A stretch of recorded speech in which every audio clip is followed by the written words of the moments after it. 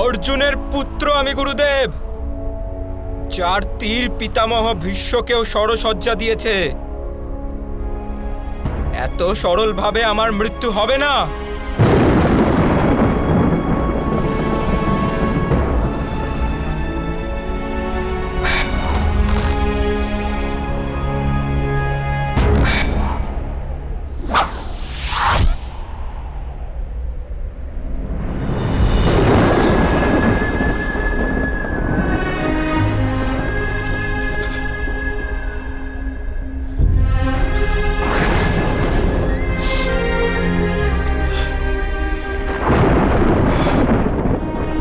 মাধব, আপনার কি পীড়া হচ্ছে?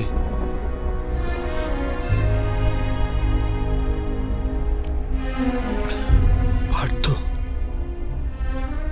যখন সময় কঠোর হয় তখন পীড়া তো হয়েই থাকে। স্বয়ং ভগবানও সময়ের প্রভু হতে পারেন না।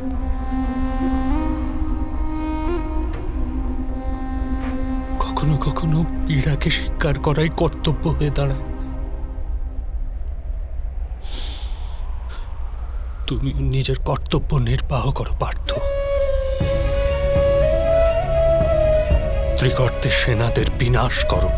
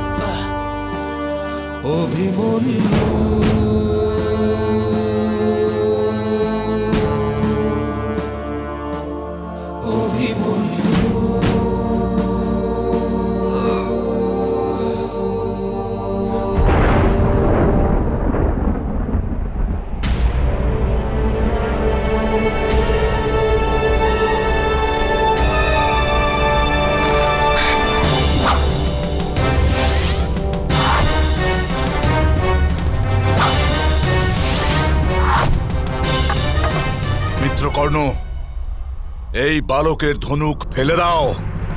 ও আহত হয়ে আছে মিত্র, আমায় ওকে বধ করতে দাও, ওর পীড়ার সমাপ্তি ঘটাতে দাও। মিত্র, এখনো এই বালককে পীড়া দিলামই কোথায়? এখনো অবধি কেবল 2-4টে ক্ষত করেছি মাত্র। মিত্র কর্ণ, আমার আদেশ পালন করো, ভেঙে দাও এর ধনুক।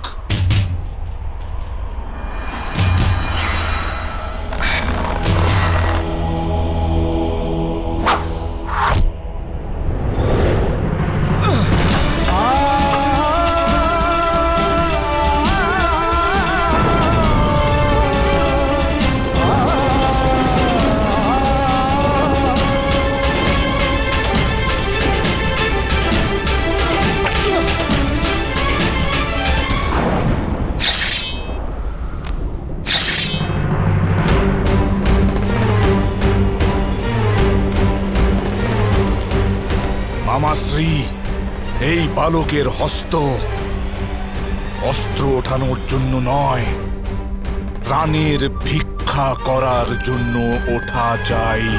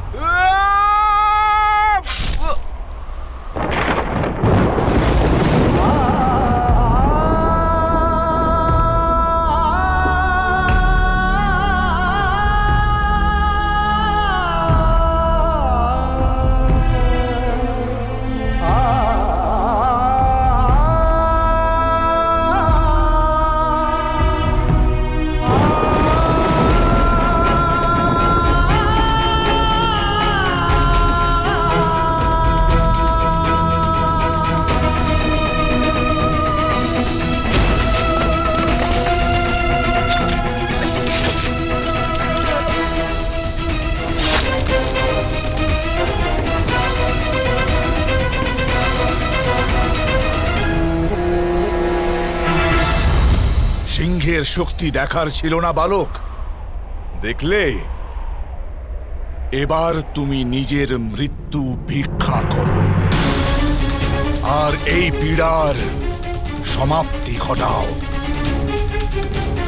নিজের অস্ত্র ত্যাগ করে আমার শরণাগত হও। আমি তোমাকে মৃত্যুদান দিয়ে দেব। চলে এসো।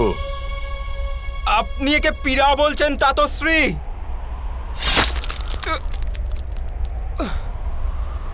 আমি তো ভাবলাম মামাশ্রী স্নেহবশত আশীর্বাদ দিচ্ছেন। আশীর্বাদ তো এবার দেব বালক। এই কুকুর শাবককে এরূপ পীড়া দাও মহারথীগণ, যে সম্মুখে দাঁড়ানো পাণ্ডবদের চোখে রক্তের অশ্রু বয়। এই কুকুর শাবকের চিৎকার শুনে শিবিরে উপবিষ্ট এর মাতাদের হৃদয় বিদীর্ণ হয়।